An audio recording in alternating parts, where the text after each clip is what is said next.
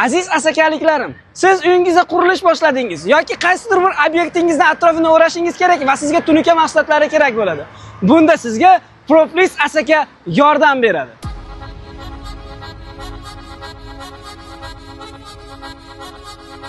Tomingiz uchun riflyonka, zaboringiz uchun atsinkovka, devoringiz uchun profil hamda направляющийlar mavjud.